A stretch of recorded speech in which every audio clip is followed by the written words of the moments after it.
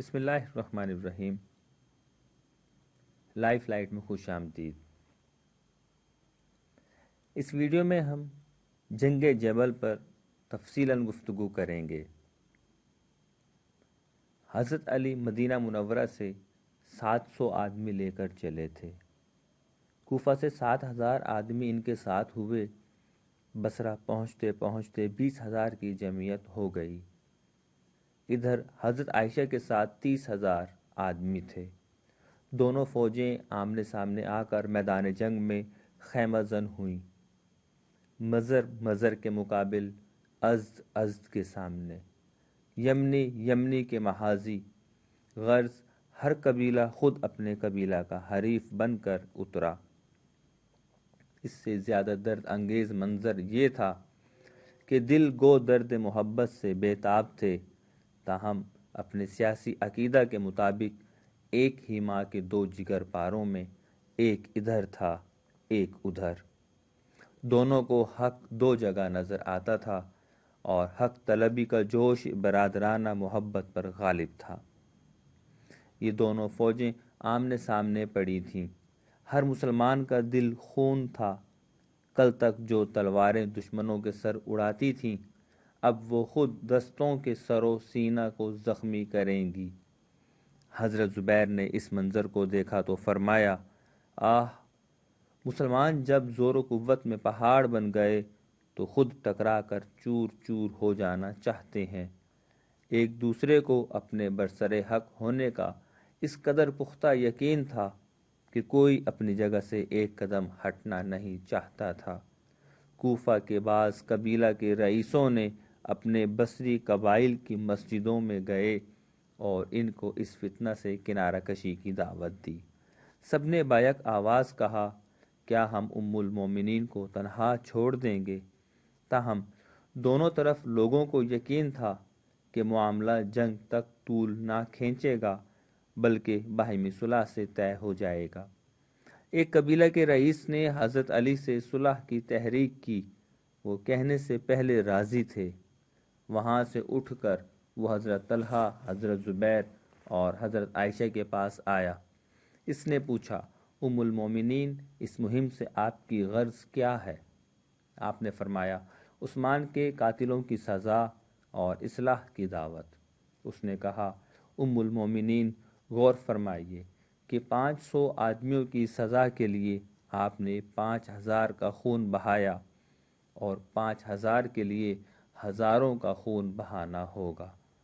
انداز تقریر اس قدر بلیغ اور مؤثر تھا کہ کوئی جواب نہ دے سکا اور سب نے صلح پر رضامندی ظاہر کی اور سب صاحبوں نے مل کر باہم فیصلہ کر لیا۔ اب ہر فریق مطمئن ہو گیا۔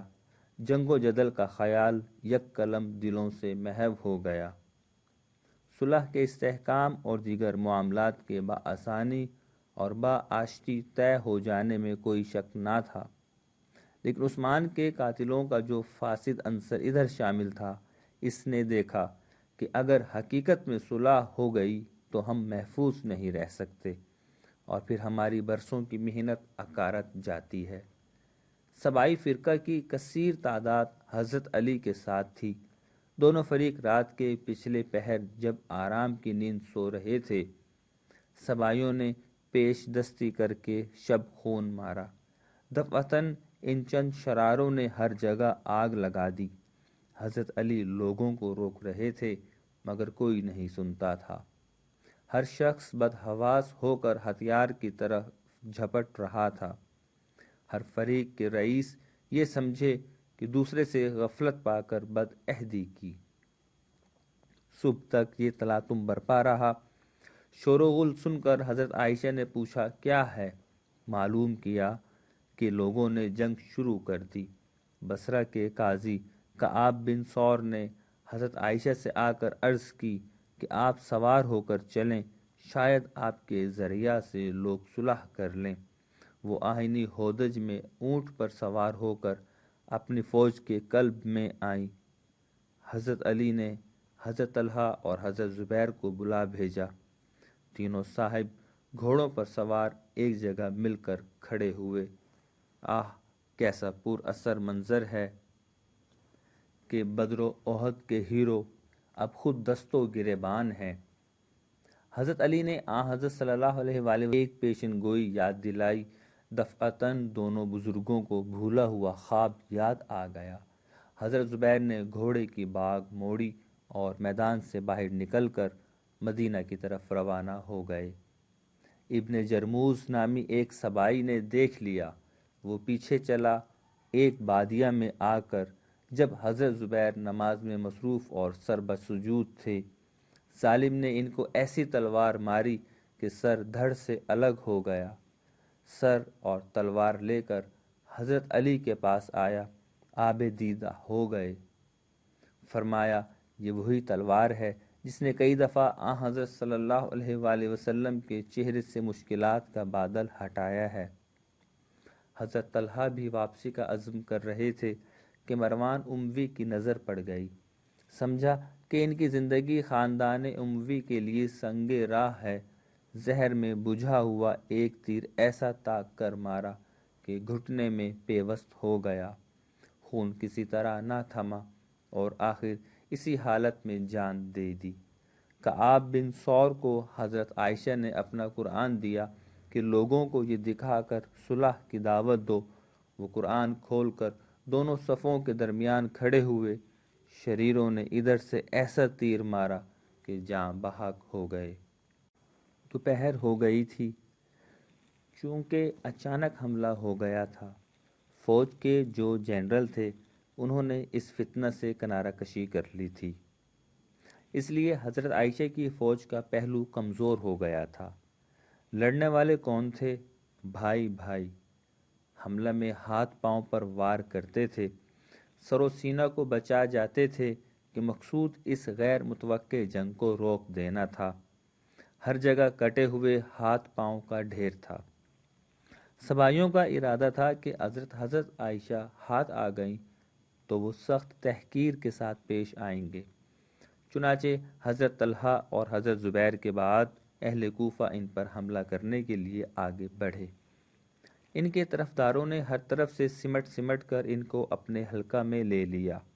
مصری قبائل اور ان میں بنو عدی اور بنو ضبا کے آدمی جوش سے بپھرے ہوئے تھے۔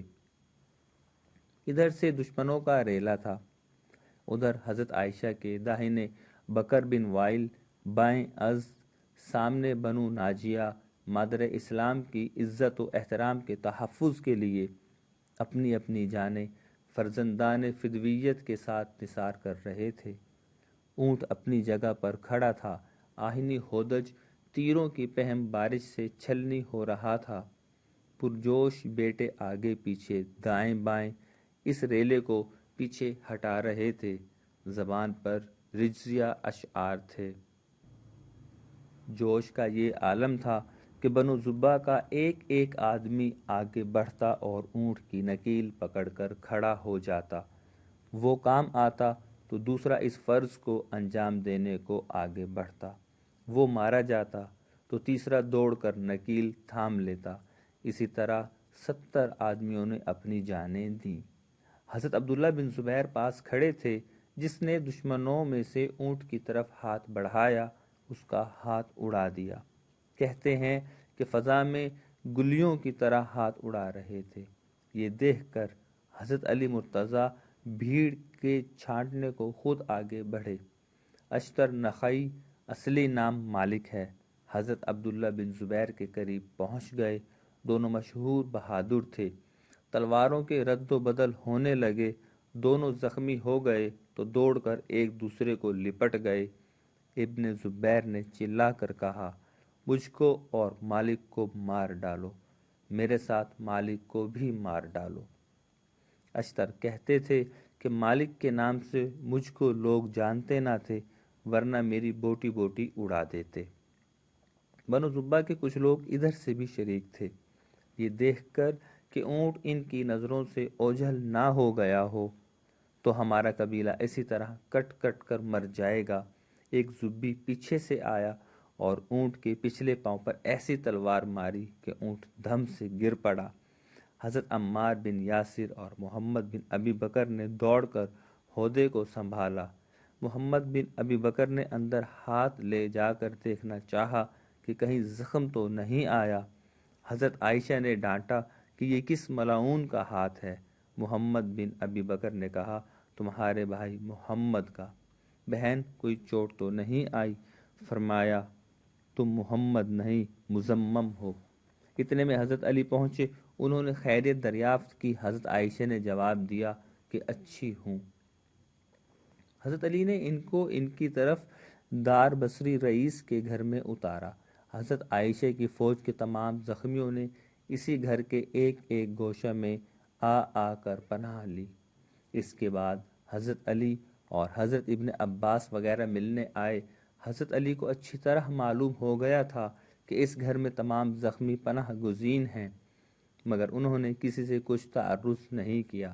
اس کے بعد بحرمت تمام محمد بن ابی بکر کی نگرانی میں 40 معزز آدمیوں کے جھرمٹ میں ان کو حجاز کی طرف رخصت کیا۔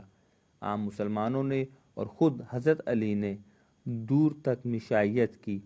امام حسن رضی اللہ تعالی عنہ میلوں تک ساتھ گئے۔ چلتے وقت تمام مجمع کے سامنے حضرت عائشہ نے اقرار کیا کہ مجھ کو علی سے نہ کسی قسم کی کدورت تھی اور نہ اب ہے۔ ہاں، ساس داماد میں کبھی کبھی جو بات ہو جایا کرتی ہے، اس کی میں نفی نہیں کرتی۔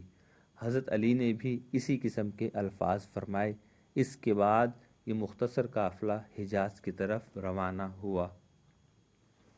حج کے چند مہینے باقی تھے۔ اتنے عرصہ تک حضرت عائشہ نے مکہ معظمہ میں بسر کیا، پھر وہ بدستور روضہ نبوی کی مجاور تھیں، اور اپنی اس اجتہادی غلطی پر کہ اصلاح کا جو طریقہ انہوں نے اختیار کیا تھا وہ کہاں تک مناسب تھا، ان کو عمر بھر افسوس رہا۔ ابن سعد میں ہے کہ وہ کہا کرتی تھیں اے کاش میں درخت ہوتی، اے کاش میں پتھر ہوتی، اے کاش میں روڑا ہوتی، اے کاش میں نیست و نابود ہوتی۔ تاریخ طبری میں ہے کہ ایک دفعہ ایک بصری حضرت عائشہ کی ملاقات کو آئے، پوچھا کہ تم ہماری لڑائی میں شریک تھے؟ اس نے کہا ہاں۔ پوچھا کہ تم اس کو جانتے ہو جو یہ رجزیہ شعر پڑھتا تھا، یا منا یا خیر نعلم؟ اس نے کہا وہ میرا بھائی تھا۔ راوی بیان کرتا ہے کہ وہ اس کے بعد اس قدر روئیں کہ میں سمجھا کہ پھر کبھی چپ نہ ہوں گی۔ بخاری میں ہے کہ وفات کے وقت انہوں نے وصیت کی کہ مجھے روضہ نبوی میں آپ صلی اللہ علیہ وآلہ وسلم کے ساتھ دفن نہ کرنا، بقیع میں اور ازواج کے ساتھ دفن کرنا۔ میں نے آپ کے بعد ایک جرم کیا ہے۔ ابن سعد میں ہے کہ جب وہ یہ آیت پڑھتی تھیں، سورہ احزاب کی آیت نمبر 4، وَقَرْنَ فِي بُيُوتِكُنَّ، ترجمہ اے پیغمبر کی بیویوں اپنے گھروں میں ٹھہری رہو، تو اس قدر روتی تھیں کہ روتے روتے آنچل تر ہو جاتا تھا۔ ہمیں امید ہے کہ آپ کو ہماری یہ ویڈیو پسند آئی ہوگی۔